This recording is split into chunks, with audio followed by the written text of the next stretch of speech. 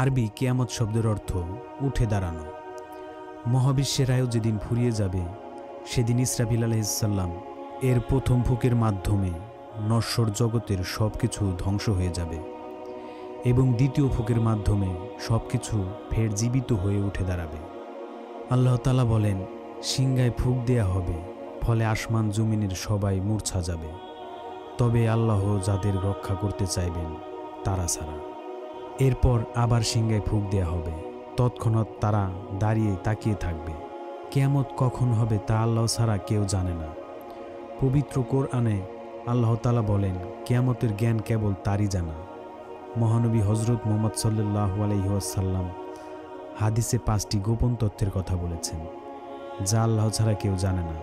এর মধ্যে প্রথমটি হলো কিয়ামত কখন হবে। ইসলামের ইতিহাসে আরব ভূখণ্ডের তাৎপর্য অনেক। হাদিসে কিয়ামতের আগে সংঘটিত বিভিন্ন আলামতের কথা উল্লেখ করা হয়েছে। এসব আলামতের মধ্যে একটি হলো আরব ভূখণ্ডের শুষ্ক মরুভূমি সবুজে ছেয়ে যাবে। এ বিষয়ে 3টি হাদিস পাওয়া যায়। প্রথম হাদিসে রাসূলুল্লাহ সাল্লাল্লাহু আলাইহি ওয়াসাল্লাম বলেন, আরব ভূখণ্ডের তৃণভূমি ও নদীনালা ফিরে না আসা পর্যন্ত কিয়ামত হবে না। দ্বিতীয় হাদিসেও একই শব্দ এসেছে। তৃতীয় হাদিসে তাবুকের যুদ্ধের একটি ঘটনা প্রসঙ্গে মহানবী হযরত মুহাম্মদ সাল্লাল্লাহু আলাইহি ওয়াসাল্লাম বলেন, তাবুক সম্পর্কে মুয়াজ ইবনে জাবাল রাদিয়াল্লাহু তাআলা আনহুকে বলেছিলেন, হে মুয়াজ, তোমার আয়ু যদি দীর্ঘ হয় তবে শিগগিরই তুমি এই স্থান বসতি ও উদ্যানে ভরা দেখতে পাবে। মহানবী হযরত মুহাম্মদ সাল্লাল্লাহু আলাইহি ওয়াসাল্লামের যুগে আল্লাহ তাআলা কোরআনের সূরা কামারের প্রথম আয়াতে বলেছেন, কিয়ামত নিকটে। কোরআনে আরও বর্ণিত আছে, তারা শুধু এই অপেক্ষাই করছে যে কিয়ামত তাদের কাছে এসে পড়ুক। বস্তুত কিয়ামতের লক্ষণ সমূহ তো এসেই পড়েছে, সুতরাং কিয়ামত এসে পড়লে তারা উপদেশ গ্রহণ করবে কেমন করে। মহানবী হযরত মুহাম্মদ সাল্লাল্লাহু আলাইহি ওয়াসাল্লাম কিয়ামত সংঘটিত হওয়ার আগ মুহূর্তের বেশ কিছু আলামতের কথা বলেছেন।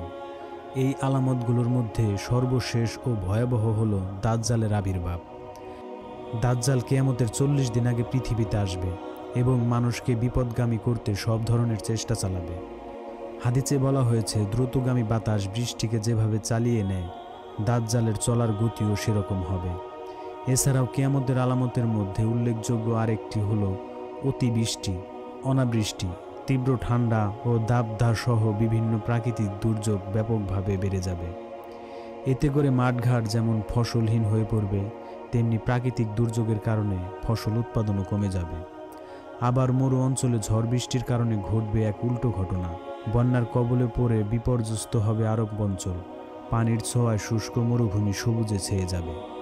হযরত আবু হুরায়রা রাদিয়াল্লাহু তাআলা আনহু হতে বর্ণিত, রাসূলুল্লাহ সাল্লাল্লাহু আলাইহি ওয়াসাল্লাম বলেছেন, কিয়ামত অনুষ্ঠিত হবে না যে পর্যন্ত সম্পদের প্রাচুর্য না আসে। এমনকি কোনো ব্যক্তি সম্পদের যাকাত নিয়ে ঘুরবে, কিন্তু নেয়ার মতো লোক পাবে না। আরবের মাঠঘাট তখন চারণভূমি ও নদীনালায় পরিণত হবে। ইসলামিক স্কলারদের মতে মহানবী হযরত মুহাম্মদ সাল্লাল্লাহু আলাইহি ওয়াসাল্লামের হাদিস ধারা শুধু বর্তমান সৌদি আরবকে উদ্দেশ্য করে কথা বলা হয়নি। কোরআন হাদিসের ভাষায় আরব বলতে গোটা আরব উপদ্বীপকে বোঝায়, শুধু সৌদি রাষ্ট্রকে নয়।